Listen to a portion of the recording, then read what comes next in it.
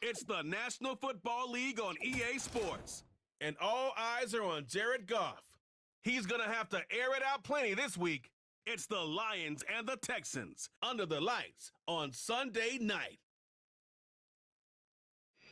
In the only building this franchise has ever known, we're at the home of the Texans. Welcome to NRG Stadium in Houston.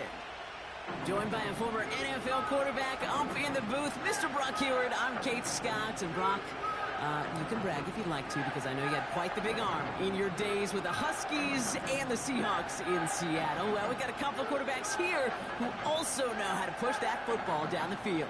Yeah, you got a couple QBs who are going to keep these defenses honest today, because the moment they get greedy in coverage or get too aggressive in the pocket, either of these quarterbacks can drop a dime, drop a deep throw right over him for big yardage, and maybe 6 points too.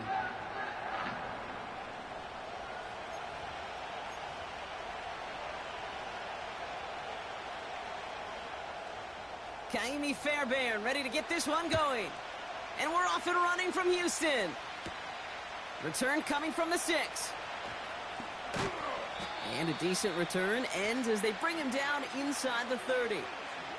So the Lions take the field for their first drive. And leading them out in his 9th NFL season, he experienced a real resurgence last year. It's Jared Goff. A win is a win for him, whether he goes for 400 yards and 5 touchdowns, Kate, or maybe he just finds the end zone once like last week. And being the team first guy he is, he'd be more than happy to end the game with just 1 touchdown pass, or maybe even no touchdown passes, so long as they get the win in the end.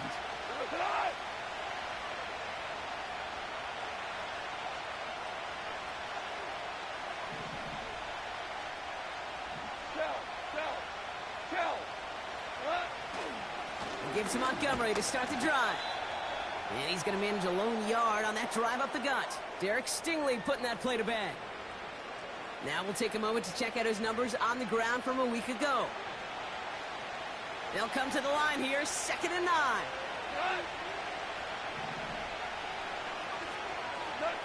From the gun, Goff. On the move, headed right. Tried to connect, but it lines up incomplete. First time this game they've looked to him. So they're left facing 3rd and long. Well, as we see the names populating this injury report, partner, we recognize they've had to do some adjusting over the course of the season as key contributors have gone down. And this, right here, this is where fan favorites and surprise superstars are born, Kate. From guys having to step in as a result of these injuries. You never root for players to miss time and go down, but you'll always root for the guys filling in, who are getting their shot to make their name and contribute when it really matters. Those little short throws, they are high percentage and certainly bread and butter, but they really run the risk of a quick tackle just like that and being stopped short of the sticks. 4th down, and on comes the punt team, and the kick's away. He has it at the 22. And he's brought down before the return gets far. So here come the Texans for their opening drive. And leading them out is someone who became an absolute superstar last year as a rookie. Drafted 2nd in 2023, it's C.J. Stroud.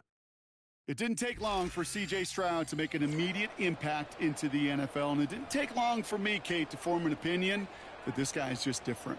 He just processes the game quicker. Remember talking to Ryan Day on the practice field in Columbus, watching him in college, and he just alluded to that as well. It's the anticipation.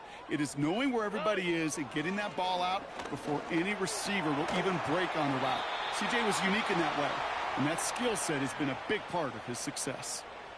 He specializes in salvaging broken plays out of the backfield, but even he couldn't get anything out of that one, Kate.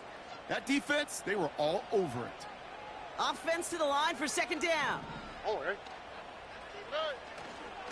Running for the first time with Joe Mixon. He's descended upon quickly and dropped after it looks like a yard gain. Tackled by Jack Campbell. Only a yard that time, so now they're left with 3rd and 13. Here we go. From the gun, Stroud. Splits a couple of defenders and completes it. And a nice gain here, but it stopped short of the first. You know, I like the completion. You never turn down a completion. That's just not the right throw. To make in that spot to move the chains. Punter takes the field on 4th down, and he sends this one flying. And before that return amounts to much, they bring him down. The Lions and wide receiver Amon-Ra St. Brown getting set for their next drive. And he's in the midst of a phenomenal season. Right now you can see he's 2nd in the league in touchdown receptions. Offense ready to begin this drive. 1st and 10.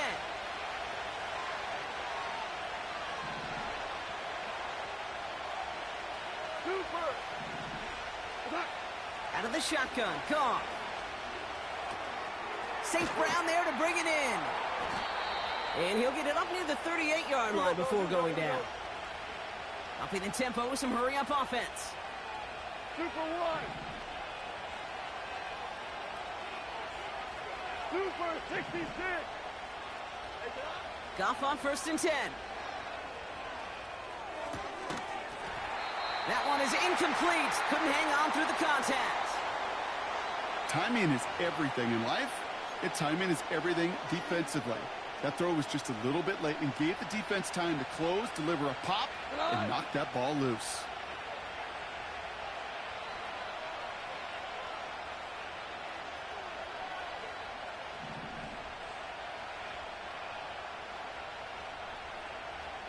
Hey, let's go.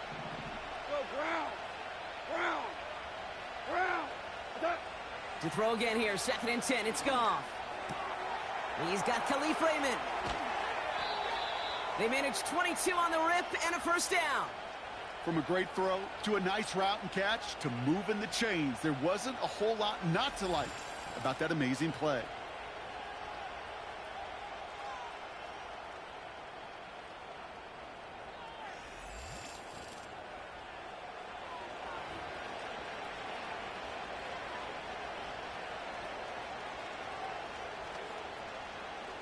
First down now, ball at the 39-yard line. They go play action with Goff. Toward the sideline, and he's got it. And he works this to the 15 before they make the stop. They got 24 yards on the play. And that gives the Lions the 1st.